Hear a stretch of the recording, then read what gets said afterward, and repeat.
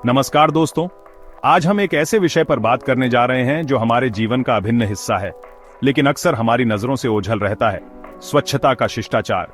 जी हाँ, जैसे हम जीवन में कई तरह के शिष्टाचार का पालन करते हैं, उसी तरह स्वच्छता के शिष्टाचार को भी अपनी दिनचर्या में शामिल करना बेहद जरूरी है। ये केवल अपने लिए ही नहीं, बल्कि समाज और पर्यावरण के लिए भी महत्वपूर्ण है। तो आइए इस वीडियो के माध्यम से टॉयलेट और किचन में स्वच्छता से जुड़े कुछ जरूरी पहलुओं पर प्रकाश डालते हैं और यह समझते हैं कि कैसे छोटी छोटी आदतों में बदलाव लाकर हम एक स्वस्थ और स्वच्छ वातावरण का निर्माण कर सकते हैं। कई बार जल्दबाजी में हम टॉयलेट शीट को खुला ही छोड़कर फ्लश कर देते हैं, लेकिन दोस्तों, क्या आप जानते हैं ऐसा करने से पानी के छोटे छोटे कण हवा में फैल सकते हैं, जिनमें हानिकारक बैक्टीरिया भी हो सकते हैं। इसलिए जरूरी है कि टॉयलेट का इस्तेमाल करने के बाद शीट को बंद करके ही फ्लश करें। इससे न केवल बाथरूम साफ रहेगा, बल्कि बीमारियों से बचाव भी होगा। दोस्तों, थोड़ी सी एहतियात बरतने से हम दूसरों के लिए बाथरूम को सुविधाजनक बना सकते हैं।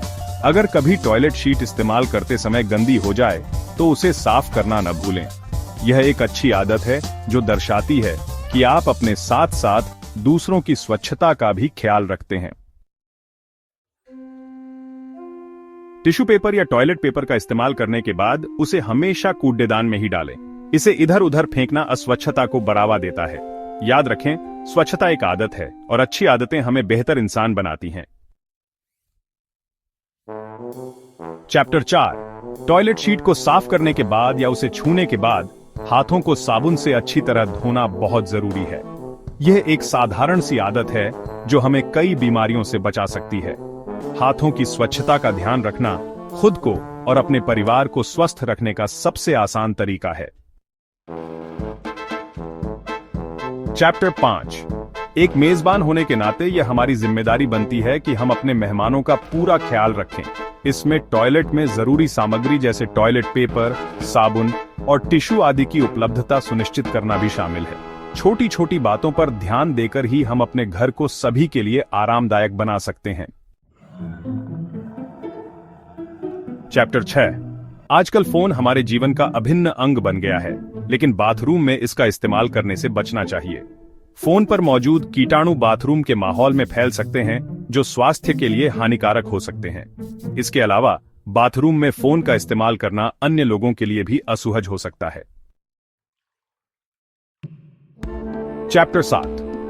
बाथरूम हमारे घर का एक ऐसा हिस्सा है जिसे हमें हमेशा साफ और सुथरा रखना चाहिए।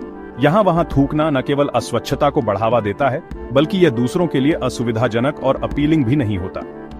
इसी तरह बाथरूम में धूम्रपान करना भी स्वास्थ्य के लिए हानिकारक होता है और यह दूसरों को भी परेशान कर सकता है। चैप्टर 8। दोस्तों, क्या आप जानते हैं कि हमारे किचन से निकलने वाला कचरा भी बहुत काम का हो सकता है?